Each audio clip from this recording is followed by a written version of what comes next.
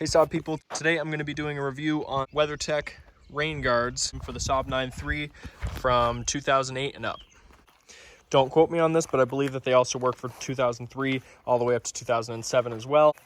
So for mine, I opted to get the tinted version because I'm going to be having tinted windows on the car at some point, and I think it's just going to match the overall vehicle better, and it'll match the black trim that surrounds these quite a bit better than just having clear ones. As you can see, they are pretty dark.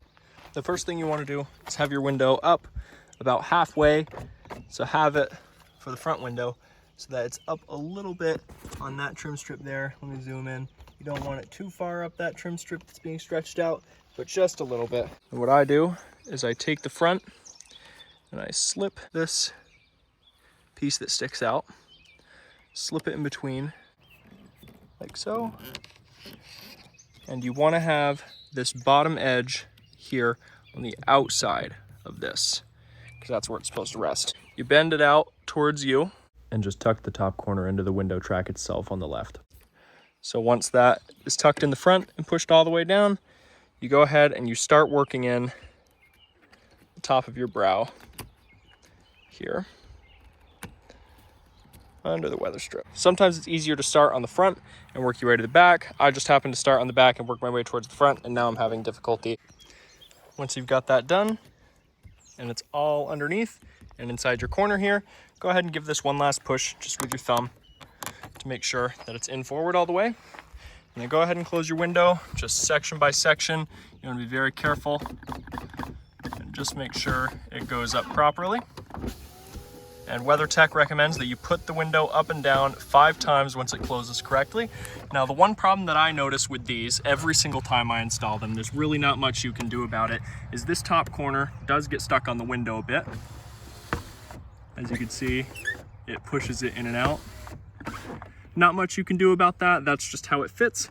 But as it was difficult to put on, it's also really difficult to pull out and take off. So if you want to avoid that a little bit more, take this whole thing back off and put a little bit of 3M tape. You pull while it sets, and then close your window. And then the next time that your window opens, it should be cured enough and it should stay in place. So here's how they look.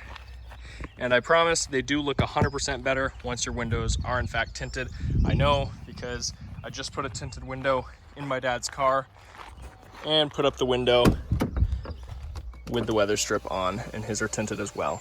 And it looks a lot better than these clear windows with the tinted weather strip.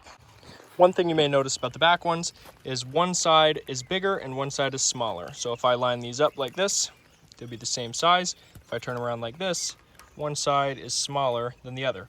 You want the smaller side towards the back and the larger side towards the front. You pull just the yellow paper. So something I did for the rear trim, as you can see, it noticeably sticks back very far. If you end up putting it in like that, the plastic's going to break off anyway. You can take your chances and go for it, but what I like to do is trim it back a little. I just start breaking off this corner, just little by little, because I promise you it happens anyway, because they just break off in the window system on their own.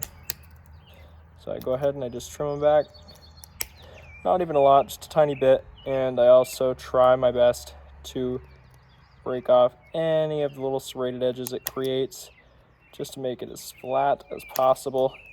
What you can also do to make this even better is take some sandpaper and flatten down the plastic if it concerns you.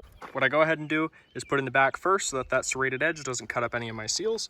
So I go ahead and stick that in first, like so. And when that's sticking out, I go ahead and I start peeling back my yellow. Once it's in and up all the way, just like this, you want to make sure it's shoved up as high as possible. And then go ahead and close this window. And once the window's closed, the very last step is to go ahead and pull your yellow plastic, and then that will make sure that the adhesive is sitting in the right spot. All right, guys, so here is the rain guards, and this is a few days after. It's been heavy rainstorms. I've been able to have my windows down almost as far as, maybe even a little bit farther than the rain guards come down, and I haven't really had any water in the interior. It lasted super long, and yeah, I mean, I haven't had any issues with them cracking or breaking as the windows go up and down, and everything seems to be lining up quite nicely every time I open and shut the windows. They add little to no wind noise whatsoever. Obviously a little bit back here they will, but the way that this is shaped, it moves the wind around, and then the wind cuts back up into this corner. So this is the only corner I think that the wind noise is coming from, and possibly a little bit in the back, but it all depends how far you have your windows down. And I really only noticed the majority of the wind noise coming from interstate travel with windows all the way down.